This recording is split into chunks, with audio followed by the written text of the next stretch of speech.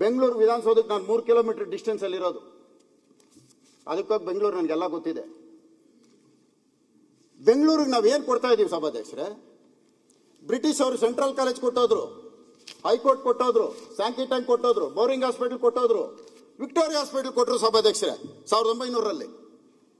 ಎಂಥ ದುರಂತ ಸಭಾಧ್ಯಕ್ಷರೇ! ಶಾಂತವೇರಿ ಗೋಪಾಲ್ ಗೌಡ್ರ ಹೆಸರನ್ನ ನಾವು ಬದಲಾಯಿಸ್ತಾ ಇದ್ದೀವಿ. ಶಾಂತವೇರಿ ಗೋಪಾಲ್ ಗೌಡ್ರ ಹೆಸರನ್ನ ಬದಲಾಯಿಸಿ ಅಂತ ಹೆಸರಿಡೋದು ಬೇಡ ಅಂತ ಯಾರು ವಿರೋಧ ಮಾಡಲ್ಲ ಸಭಾಧ್ಯಕ್ಷರೇ. ಒಂದು ಹಾಸ್ಪಿಟಲ್ ಕಟ್ಟಿ, ಇರಮ್ಮ ಮಾತಾಡ್ಬಿಡ್ತೀನಿ, ಮುಗಿಸ್ತೀನಿ ಇರಮ್ಮ. ಒಂದು ಹಾಸ್ಪಿಟಲ್ ಕಟ್ಟಿ ಅವ್ರ ಹೆಸರು ನೀಡಿ, ತಪ್ಪಿಲ್ಲ. ವಿಕ್ಟೋರಿಯಾ ಹಾಸ್ಪಿಟಲ್ಗೆ ದೊಡ್ಡ ಹಾಸ್ಪಿಟಲ್ ಕಟ್ಟಿ. ಮೈಸೂರು ಸಂಸ್ಥಾನ ಹಣ ಕೊಟ್ಟಿದೆ ವಿಕ್ಟೋರಿಯಾ ಹಾಸ್ಪಿಟಲ್ಗೆ. ಪುಟ್ಟಣ್ಣ ಶೆಟ್ಟಿ ದುಡ್ಡು ಕೊಟ್ಟಿದ್ದಾರೆ ವಿಕ್ಟೋರಿಯಾ ಹಾಸ್ಪಿಟಲ್ಗೆ. ವಿಕ್ಟೋರಿಯಾ ಹಾಸ್ಪಿಟಲ್ ಬ್ರಿಟಿಷ್ ಅವ್ರು ಕಟ್ಟಿಲ್ಲ, ಅದು ಇಲ್ಲಿ ಹುಟ್ಟಿ ಬೆಳೆದವರೆಲ್ಲ ಕೊಟ್ಟಿದ್ದಾರೆ. ಒಂದ್ ನಿಮಿಷ ಇರಪ್ಪ. ಎಂಥ ದುರಂತ ಸಭಾಧ್ಯಕ್ಷರೇ! ಹಳೆ ಬಿಲ್ಡಿಂಗಿಗೆ ಅವ್ರ ಹೆಸರು ಇಡ್ಬೇಕಾ?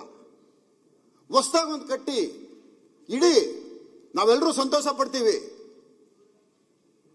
ಸಭಾಧ್ಯಕ್ಷರೇ, ತಾವು ಎಲ್ಲ ದೇಶಗಳು ಸುತ್ತಿದ್ದೀರಿ ಸಭಾಧ್ಯಕ್ಷರೇ. ಯಾವುದನ್ನ ಕಂಟ್ರಿಗೆ ಹೋದಾಗ ನೀವು ಇಂಡಿಯಾ ಬೆಂಗಳೂರು ಅಂತಾರ ಸಭಾಧ್ಯಕ್ಷರೇ? ಬೆಂಗಳೂರು ಅಂತ ತಾನೇ ಕರೆಯೋದು ಸಭಾಧ್ಯಕ್ಷರೇ. ಇವತ್ತು ಬೆಂಗಳೂರು ಯೂನಿವರ್ಸಿಟಿಯಲ್ಲಿ ಓದಿರೋ ಒಂದು ವಿದ್ಯಾರ್ಥಿ ಯಾವ ಕಂಟ್ರಿಗೆ ಹೋದ್ರು ನೀನು ಸರ್ಟಿಫಿಕೇಟ್ ತೋರಿಸಿದ ತಕ್ಷಣ ನೀನು ಬೆಂಗಳೂರು ಯೂನಿವರ್ಸಿಟಿ ಅಂತ ಹೇಳ್ತಾರೆ.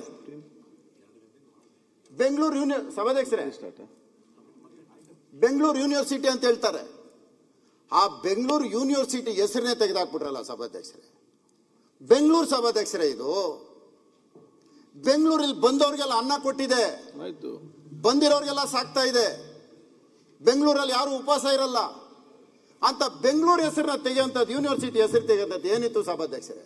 ಈಗ 2 ಗಂಟೆ ಆಯ್ತು, ಎಲ್ಲ ಉಪವಾಸ ಪರಿಸ್ಥಿತಿಯಲ್ಲಿ ಇದ್ದಾರೆ. ತಿರ್ಗಾ ನೀವು ನನಗೆ ಕೊಟ್ರೆ ಮಾತಾಡೋದ್ರೆ ಮಾತಾಡ್ತೀನಿ, ಇಲ್ಲ ನೀವು ಬೇಡ ಸೆಷನ್ ಮುಗಿದ್ಮೇಲೆ ಲಾಸ್ಟ್ ದಿನ ಬಂದ್ರು ಬರ್ತೀನಿ ಸಭಾಧ್ಯಕ್ಷ. ಇಲ್ಲ, ಬೇಗ ಮಾತಾಡಿ ಮುಗಿಸಿ. ತಿರ್ಗಾ ಕೊಡ್ತೀರಾ ಸಭಾಧ್ಯಕ್ಷರೇ? ಅಲ್ಲ, ಈಗ ನಿಮ್ಮ ಎಷ್ಟು ಹೊತ್ತು ಸಭಾಧ್ಯಕ್ಷರೇ, ನಂದು ಇನ್ನೂ ತುಂಬಾ ಇದೆ ನೋಡಿ, ಎಲ್ಲ ಇಟ್ಕೊಂಡ್ ಬಂದಿದ್ದೀನಿ ನಾನು. ಆಮೇಲೆ ಒಂದೇ ಒಂದು ರಾಜರಾಜೇಶ್ವರಿ ವಿಧಾನಸಭಾ ಕ್ಷೇತ್ರ ಬಗ್ಗೆ ಮಾತಾಡಲ್ಲ, ನಾನು ತೀರ್ಮಾನ ಮಾಡ್ಕೊಂಡ್ಬಿಟ್ಟಿದ್ದೀನಿ. ಅಷ್ಟು ಭಯನಾ? ನಾನು ಮಾತಾಡಲ್ಲ, ಯಾಕಂದ್ರೆ ನಾನೇನೋ ರಾಜರಾಜೇಶ್ವರಿ ವಿಧಾನಸಭಾ ಕ್ಷೇತ್ರ ಮಾತಾಡಿದೆ ಅನ್ಕೊಳ್ಳಿ, ನನ್ಗೆ ಯಾರೋ ಒಂದು ಸ್ವಾಮೀಜಿ ಹೇಳೋರೆ ನೀನ್ ಮಾತಾಡ್ಬೇಡ ಕಣೋ, ನೀನ್ ಜೈಲ್ಗೆ ಹೊಂಟೈತೀಯ ಅಂತ. ಅದಕ್ಕೆ ಆ ಸ್ವಾಮೀಜಿ ಮಾತು ಕೇಳ್ತಾ ಇದ್ದೀನಿ ನಾನು.